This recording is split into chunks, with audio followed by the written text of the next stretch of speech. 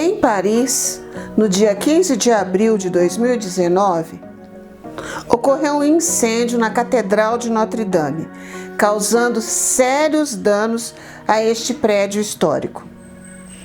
A catedral estava em processo de restauração e até hoje não se sabe a causa do incêndio. Estima-se que no dia 8 de dezembro de 2024, ou seja, este ano, os turistas e demais pessoas poderão adentrar nesta catedral, depois de ser toda restaurada após o incêndio. Olá, sou Cristiane Azevedo, este é o canal Leitura de Abelha e a resenha desta semana é sobre a obra O Corcunda de Notre-Dame, ou, como título original, Notre-Dame de Paris, do autor francês Victor Hugo.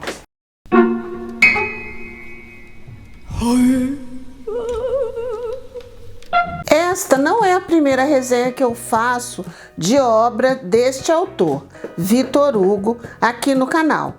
Aqui já tem a novela Os Últimos Dias de um Condenado, O Último Dia de um Condenado e Os Miseráveis. Portanto, eu não vou me ater muito contando sobre Victor Hugo, apesar de que a história de vida desse autor, só a história dele vale uma resenha. Ele é um dos nomes mais importantes do romantismo francês. Aos 10 anos de idade, escreveu seus primeiros textos literários. A sua carreira literária foi marcada pelo sucesso, tanto no teatro como na prosa, com os romances. Como típico autor romântico, ele utilizou as suas obras para defender a liberdade e condenar a injustiça. A história O Corcunda de Notre-Dame não é, ao contrário do que se pensa, uma história de amor. Não é. Esse romance, quando foi publicado pela primeira vez, o seu título era Notre-Dame de Paris. Ele foi publicado quando a catedral ia completar 500 anos. Foi em 1831. O título O Corcunda de Notre-Dame só foi utilizado em 1833, quando essa obra foi traduzida para o inglês. A partir de então, todo mundo começou a publicar essa obra com o título O Corcunda de Notre-Dame. Durante o século XIX, pelo governo de Napoleão III, o prefeito de Paris, Eugène Haussmann, realizou uma reforma urbana naquela cidade, por meio de uma política higienista. O que isso quer dizer?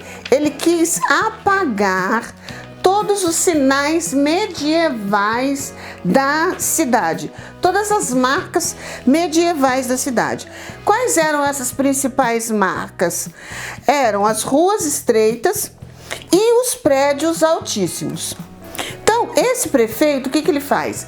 Ele alarga as ruas e as avenidas, põe calçadas, cria parques e bulevares. E é nessa época que os cafés começam a surgir, porque aí eles podem colocar as cadeiras e as mesas nessas calçadas. Então, ele transforma Paris, aquela cidade medieval, escura, na cidade luz. Vale lembrar que é nessa época que surge a energia elétrica, que é construído o metrô. Então, Paris vai perder toda aquela sua marca medieval. Atualmente, hoje, Paris guarda alguns marcos dessa época. Por exemplo, a Catedral de Notre-Dame, o Museu Clun, que abriga uma coleção de arte medieval, a Cartier Latin, né? E alguns outros poucos lugares.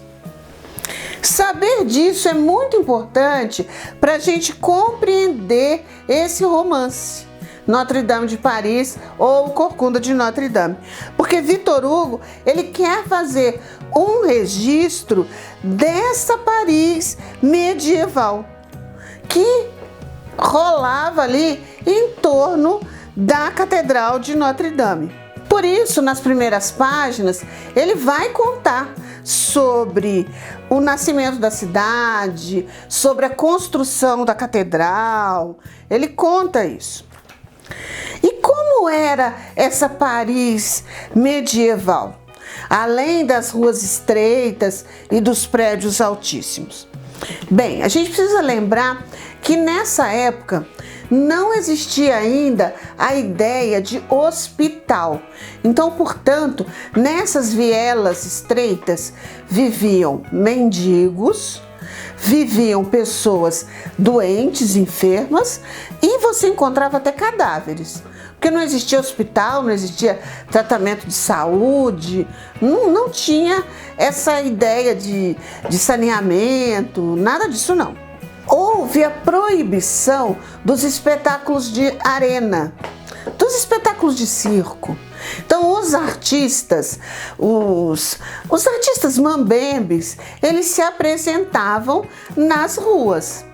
Os mágicos, as bailarinas, os anões, os palhaços. Então nessas vielas a gente vai se deparar com essa categoria de pessoas.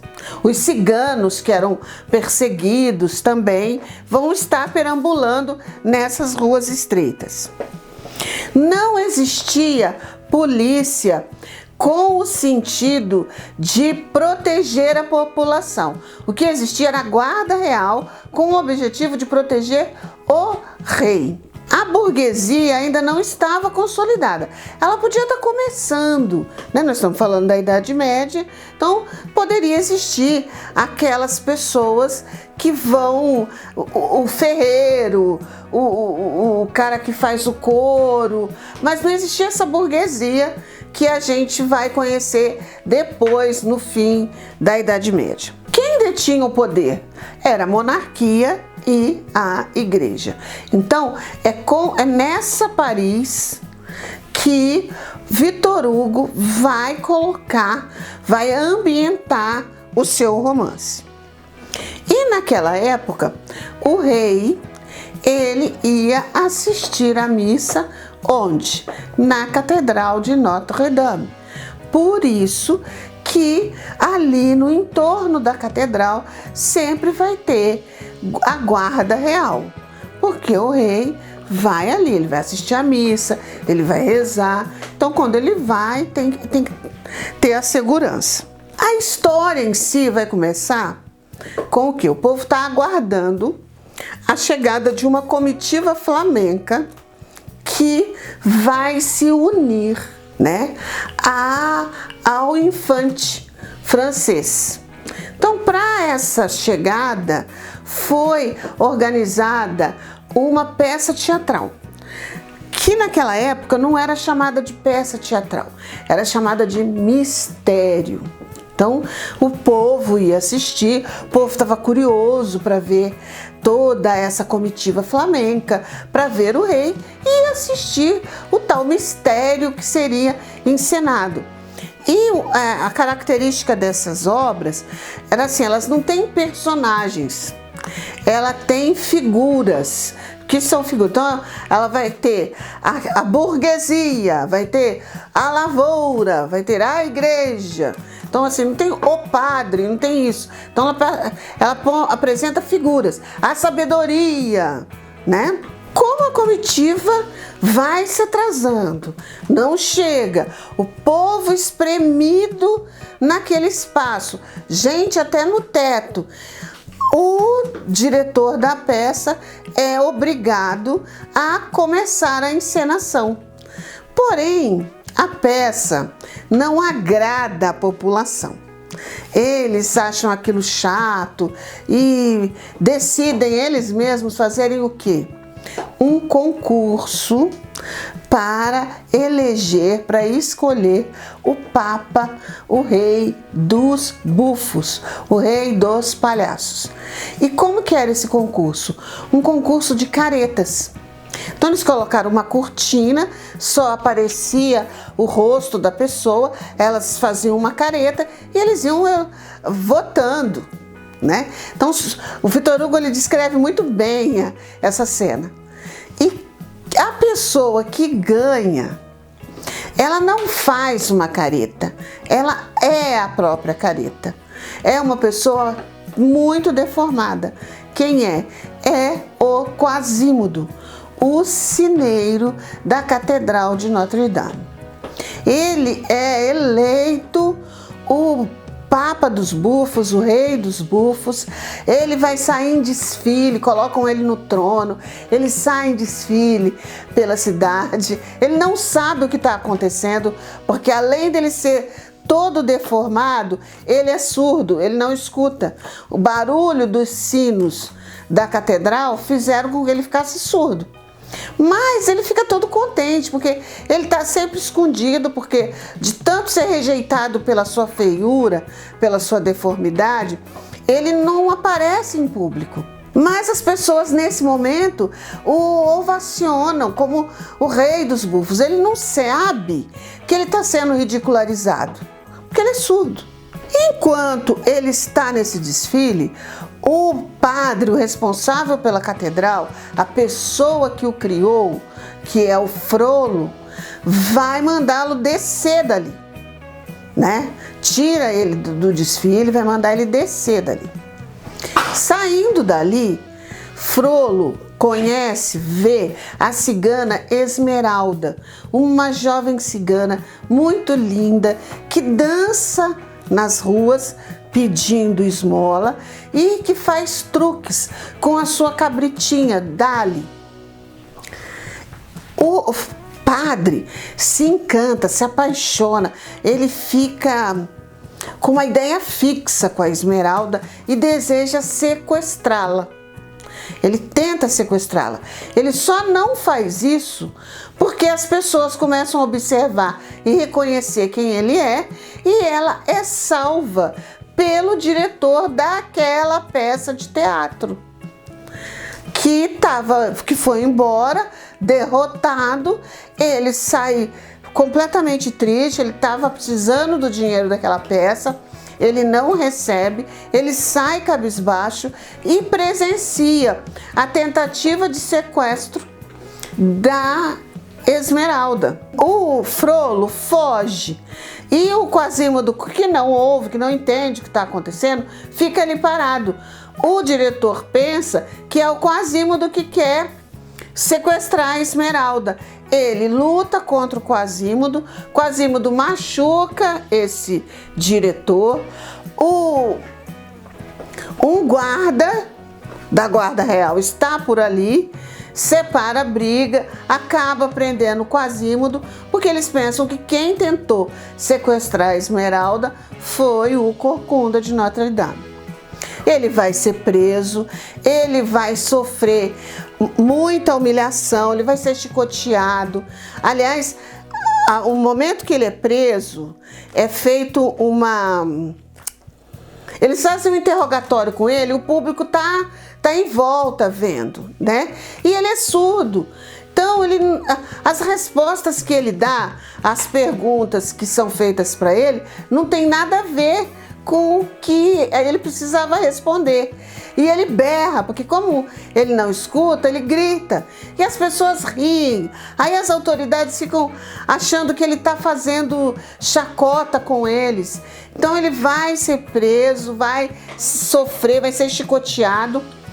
E o Frollo, que foi a pessoa, que é o único amigo dele, que é o padre lá da catedral, vê tudo isso e não socorre, não explica, olha, ele é surdo, ele não está te entendendo, ele não está fazendo por mal. Não, ele fica quieto, porque se ele aparece, vão descobrir que foi ele que tentou sequestrar a Esmeralda.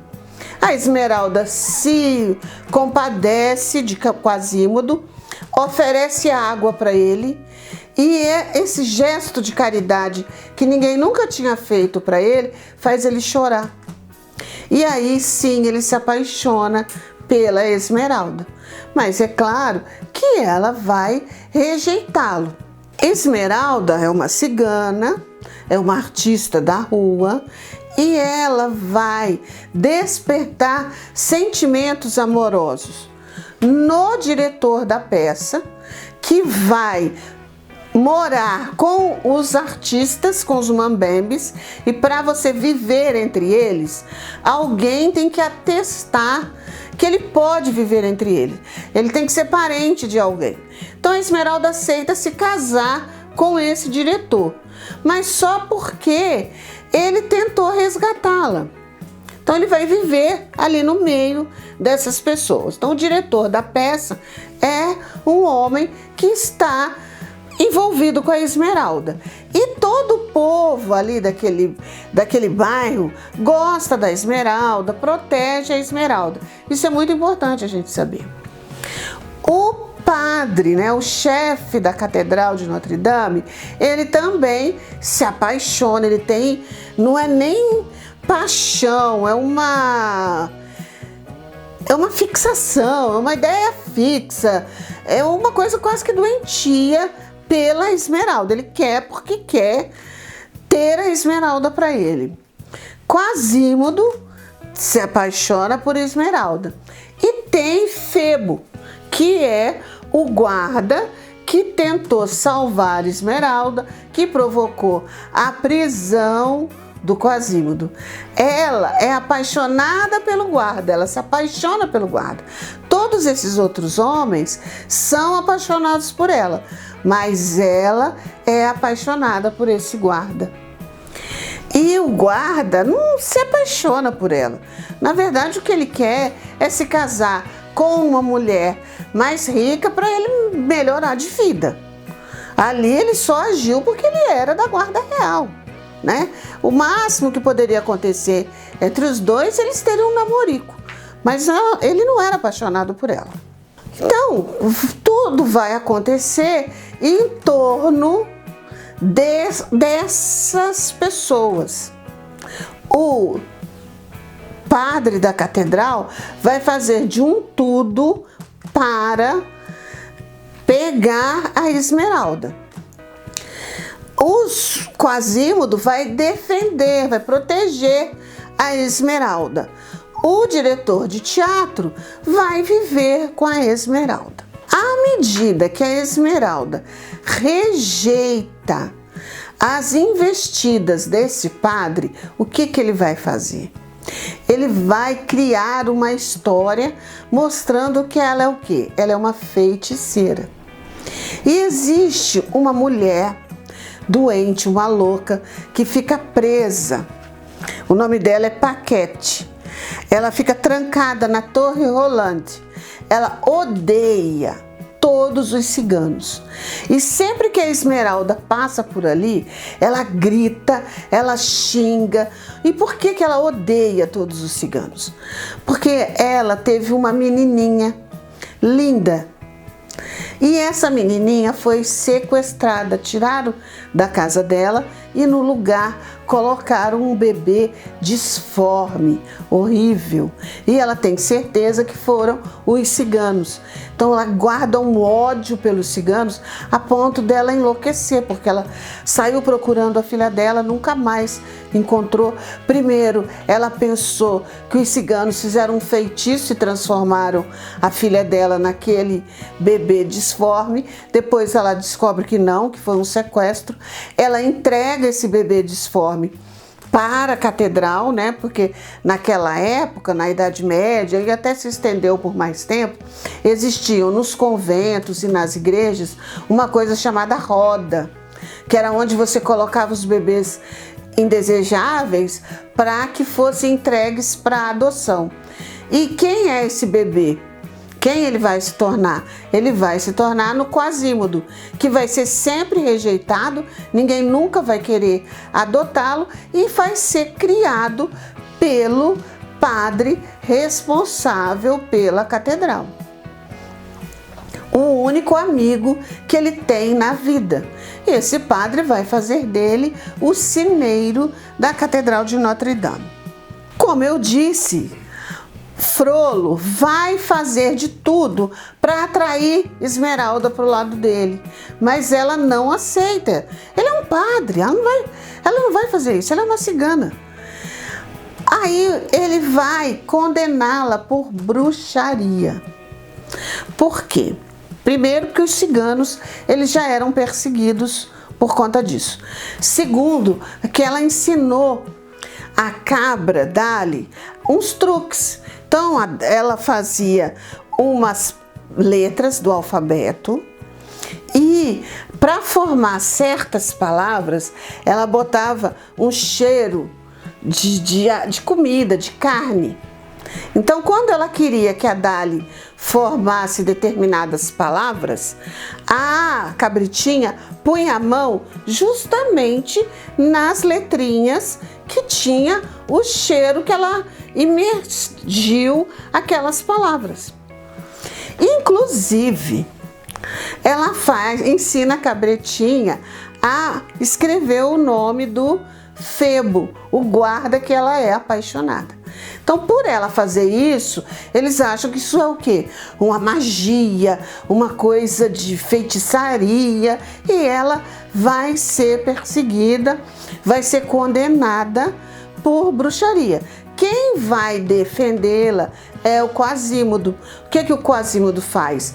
Ele pega a Esmeralda, leva para a catedral e declara uma regra que existia naquela época, que a catedral era um lugar, que as igrejas eram um lugar que ninguém podia ser preso lá. Ela estava ali, ninguém podia ir lá e tirá-la para puni-la, nada disso. Ele era surdo, ele era feio, mas ele entendia as coisas, porque ele sabia que existia essa lei. Então ele guarda a Esmeralda lá na catedral, protege ela. Ele vai descobrir que o seu amigo queria tá forçando a Esmeralda a ter um caso com ele. Ele descobre que a Esmeralda é apaixonada pelo Febo. Ele vai atrás do Febo. Aí ele descobre que o Febo não quer nada com ela. O padre vai lá naquele bairro dos artistas e tal, e elabora um plano com o marido da Esmeralda para eles invadirem a catedral, sequestrarem de novo a Esmeralda, achando que eles estão fazendo um bem, porque ele vai contar que quem está dominando, quem está prendendo ela lá é o monstro, é o Quasímodo. O resto da história vocês sabem, a maioria de vocês deve saber, e eu também não vou contar o final, porque não nos interessa fazer isso aqui, né? Mas por que é importante a gente ler essa obra do Victor Hugo? Por que esse romance ele é tão importante? Por que ele virou um clássico?